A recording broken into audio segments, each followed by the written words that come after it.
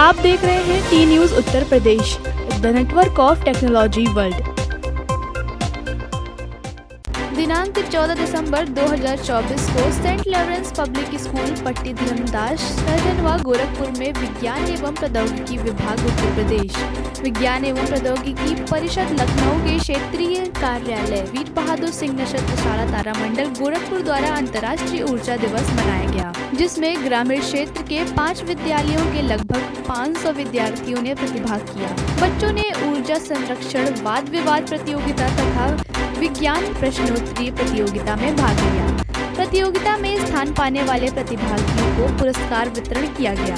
एक तरफ जहां वैज्ञानिक अधिकारी गोरखपुर श्री महादेव पांडे ने विद्यार्थियों को विज्ञान को सरल तरीके से समझाए, वहीं दूसरी तरफ वीर बहादुर सिंह नक्षत्र शाला तारामंडल गोरखपुर के एस्ट्रोनॉमी एजुकेटर खगोलविद अमरपाल सिंह ने विद्यार्थियों को ब्रह्मांड के विभिन्न पहलुओं को विस्तार से समझाए। इस अवसर पर भौतिक विज्ञान विभाग गोरखपुर विश्वविद्यालय के पूर्व विभागाध्यक्ष प्रोफेसर आरपी ओझा तथा पूर्व प्रधानाचार्य एमजी इंटर कॉलेज के doctor SP Tripathi, Saint Lawrence school के प्रबंधक अजय कुमार मिश्रा और प्रधानाचार्य संजन मिश्रा ने कहा कि ऊर्जा को संरक्षित करना अत्यंत आवश्यक है, क्योंकि ऊर्जा के स्रोत और ऊर्जा के भंडार सीमित है। वेद प्रकाश पांडे, अशोक कुमार मिश्रा, देवेंद्र दुबे, राम घिसियावन, इजहार आदि लोग मौजूद रहे।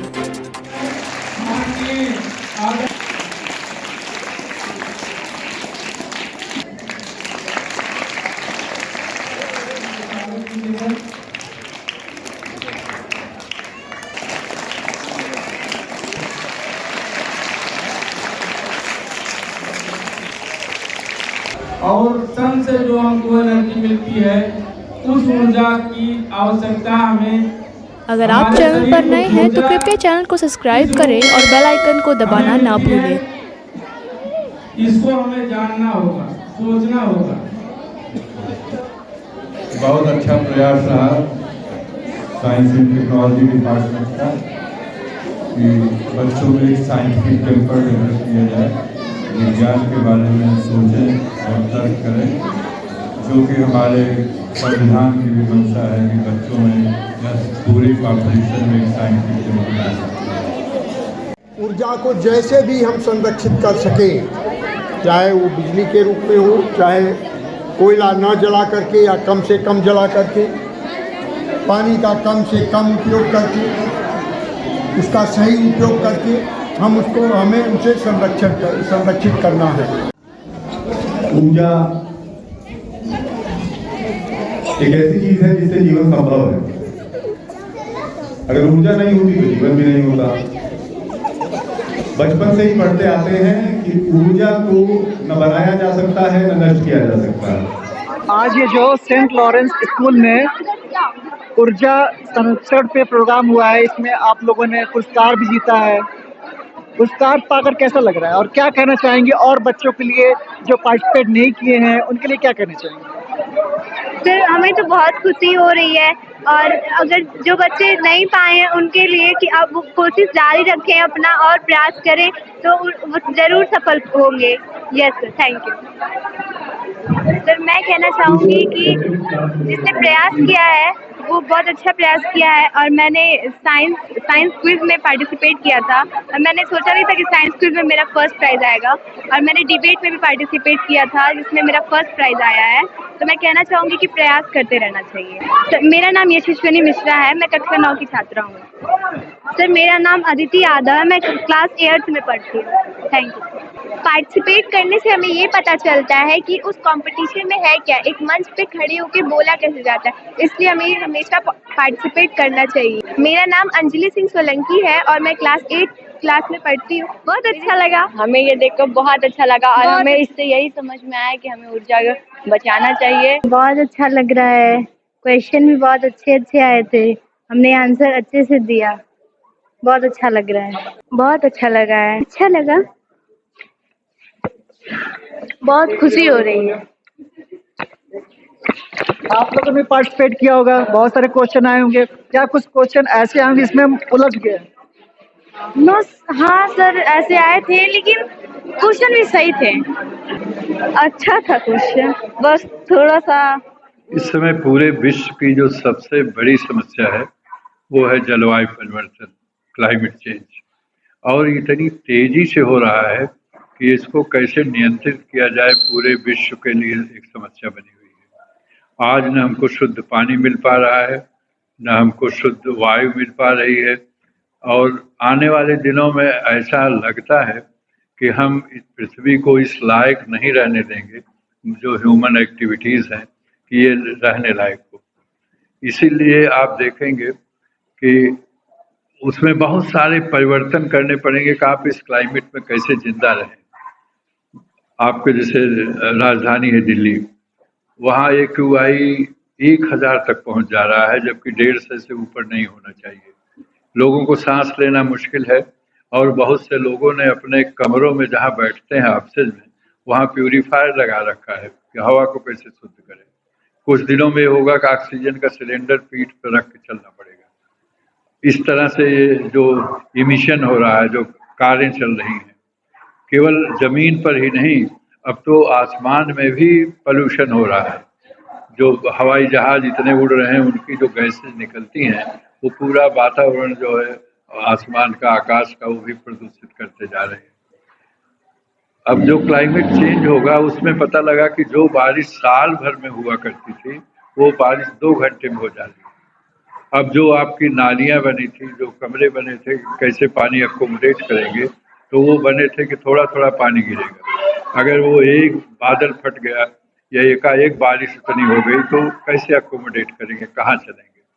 तो वो चेंजेस हो रहे हैं। फिर हमारा जो उत्तरी ध्रुव है एंटार्कटिका, वहाँ की बर्फ पिघल रही है बड़ी तेजी से, ग्लेशियर पिघल रहे हैं।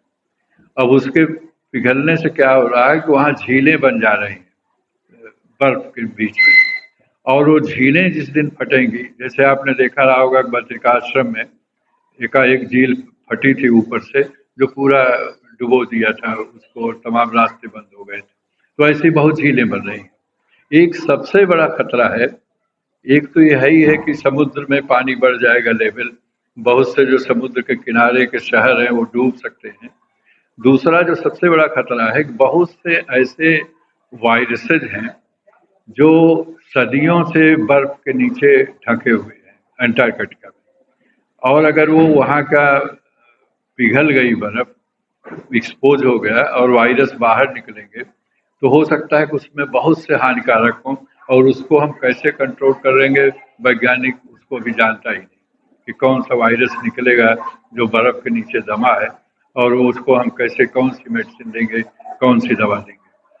दूसरा ये होगा कि कभी वो सीजन आपका बढ़ जाता है, गर्मी कभी घट जाती है, उसके हिसाब से आपको क्रॉप में एडजस्टमेंट करना पड़ेगा। कि मान लीजिए कोई क्रॉप 3 महीने में होती है, और वो हीट इतना बढ़ गई कि वो उसमें वो हो ही नहीं सकता है, तो क्रॉप का ड्यूरेशन आपको कम करना पड़ेगा कि आप कम दिन में क्रॉप मैच्योर हो या लंबे दिनों में मैच्योर हो। कभी ठंडक लगेगी कि 3 महीने पड़ेगी, कभी पता लगा कि 1 हफ्ते पड़ेगी। कभी टेम्परेचर आपका एकाएक सडन बढ़ गया। अगर ये टेम्परेचर बढ़ गया, कुछ शहरों में दिक्कत हो गई है, तो आपके जितने रेफ्रिजरेटर हैं या जितने AC हैं वो काम नहीं करेंगे। हमारे जितने भी AC हैं वो 45-48 डिग्री तक ही काम करते हैं। अगर उससे ऊपर टेम्परेचर जाएगा तो ये AC काम नहीं करेंगे। जैसे आपके अरब कंट्रीज और यहाँ पर बनाए हुए हैं, तो उसमें जनरल वाला AC लगाते हैं जो 50 के ऊपर काम करें। तो ये सारा स्ट्रक्चर आपको चेंज करना पड़ेगा। इसी तरह से जो पीने का पानी है, जो सरफेस वाटर है, ये केवल 3% से 5% है जो पीने लायक पानी है। तो ये पीने का पानी कुछ दिनों में हमको नहीं मिलेगा, और उसके लिए कुछ जो विकसित देश हैं अभी से प्रयास करना शुरू कर दे रहे हैं। जैसे जर्मनी जो है, वो समुद्र के जल को प्यूरिफाई करना शुरू कर दिया है। उसका ऐसा मानना है कि आने वाले कुछ वर्षों में समुद्र का जल ही पीने लायक हो, वही बचेगा जिसको हम पी सकते हैं। ऊर्जा का संरक्षण, जैसी जो ऊर्जा का स्रोत अवेलेबल है, पेट्रोलियम है, कोयला है, लकड़ी है, या ये पानी है, ये जो स्रोत हैं इनको हमको अधिक से अधिक बचाना है और इनसे जो हम ऊर्जा पैदा करते हैं उनको अधिक से अधिक हम बचा सकते हैं। जैसे बच्चों को बराबर हम लोग शिक्षा देते हैं कि कम से कम बल्ब जलाया जाए या जितने पावर का बल्ब की आवश्यकता है उतनी पावर का ही जलाया जाए, अननेसेसरली हाई पावर का बल्ब न जलाया जाए, अननेसेसरली एसी ना चलाया जाए, अननेसेसरली पंखा ना चलाया जाए, ऐसी जगहों पर बल्ब न जलाया जाए जहाँ उसकी आवश्यकता ना हो। तो इससे हम बिजली का बचत कर सकते हैं। पेट्रोल का जैसे बराबर प्रचार भी किया जाता है कि हम जब सिग्नल पर पहुंचे तो गाड़ी बंद कर दिया करें जिससे कि पेट्रोल का खर्च कम से कम हो। हम अपने इंजन को अधिक से अधिक उसको ठीक करा लिया करें जिससे कि कम से कम तेल का कंजम्पशन हो और उससे तेल भी अगर ठीक करा लेंगे तो कंजम्पशन भी कम होगा, प्लस इन्वायरमेंट में जो पोल्यूशन जाएगा वो भी कम से कम जाएगा। या कोयला जो हम यूज करते हैं वो कम से कम यूज करें, जितनी आवश्यकता है हम कोई भी चीज ऑप्टिमम यूज करने की कोशिश करें, जितनी मिनिमम आवश्यकता को हम उसको कैसे यूज करें जिससे कि हम उसको बचाएं, हम इसी से बचा सकते हैं और कोई। धन्यवाद आपको। विज्ञान एवं प्रौद्योगिकी परिषद के स्थापना वर्ष स्वर्ण जयंती स्थापना वर्ष के रूप में हम इस वर्ष जो है सभी विज्ञान एवं प्रौद्योगिकी से संबंधित महत्वपूर्ण दिवसों को आयोजित कर रहे हैं। बच्चों के बीच जाकर के हम सभी दिवसों के बारे में उनको जागरूक करते हैं, उनके बीच में जाकर प्रतियोगिताएं करवाते हैं और उनके टेम्परामेंट को डेवलप करने के लिए एक जागरूकता कार्यक्रम करते हैं। तो जो आज का कार्यक्रम था अंतर्राष्ट्रीय ऊर्जा दिवस के रूप में 14 दिसंबर को हमारे पूरे देश में ये कार्यक्रम आयोजित किया जा रहा है और हम कोशिश ये करते हैं कि बच्चों में वो टेम्परामेंट डेवलप हो जिससे वो ऊर्जा को कैसे उपयोग करें, कैसे संरक्षित करें, ये सीखें। क्योंकि बढ़ते संसाधनों के बीच में यदि हम प्राकृतिक उत्पाद को प्रकृति से जो हमको मिल रहा है उसको हम संरक्षित नहीं करेंगे तो आने वाले समय में ग्रामीण को कठिनाइयां होंगी। इसके बारे में बच्चों में भी जागरूकता लानी बहुत जरूरी है क्योंकि उनका टेम्परामेंट ऐसा होता है कि एक बल्ब जलता है तो अनावश्यक जलने से बच्चों उसको जाकर के बंद कर दिया करेंगे तो हम अवश्य इस ऊर्जा संरक्षण को में कामयाबी पा सकेंगे और बच्चों को जागरूक करने में हमारा प्रयास जो है सार्थक हो पाएगा। ये विज्ञान प्रौद्योगिकी का मुख्य उद्देश्य है और क्षेत्रीय विज्ञान एवं प्रौद्योगिकी केंद्र गोरखपुर वीर बहादुर सिंह नक्षत्रशाला के द्वारा ये कार्यक्रम पूरे जनपद में जगह जगह पर किया जा रहा है।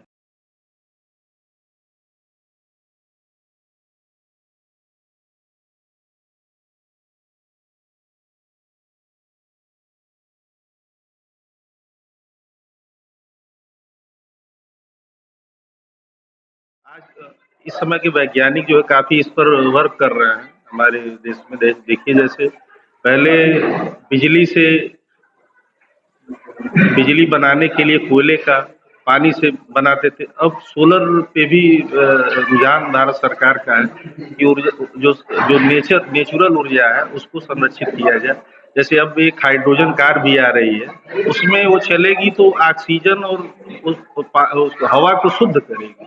ऐसी टेक्नोलॉजी विकसित की जा रही है और पहले फैक्ट्रियां चलती थी, जैसे शुगर फैक्ट्री को ही ले लीजिए, पहले चलती थी टरबाइन से जो बिजली पैदा होती थी उससे फैक्ट्री चलती थी।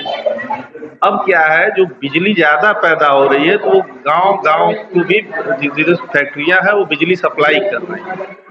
इससे जो हमारा जो नेचुरल ऊर्जा है उसकी बचत हो रही है। किसान भी जागरूक हुए हैं। पहले जो है पराली को जला देते थे कि घास पतवार जो है सूख खत्म हो जाए, लेकिन उससे जो खेती के लिए जो उपयोगी जो उसमें जीवाणु होते हैं वो नष्ट होते जा रहे हैं। इससे जो है किसानों में भी जागरूकता आई है। उसको जो है जुताई करके, और उसको जब जुताई हो जाएगी तो खाद बन जाएगा। खाद बन जाएगा तो उसका पीएच मान जो है वो कम होगा। इसीलिए जो है अवेयरनेस किया जा रहा है, विभाग के द्वारा भी तमाम कार्यक्रम किए जा रहे हैं विज्ञान एवं प्रौद्योगिकी विभाग के द्वारा, और जागरूकता आ रही है आम जन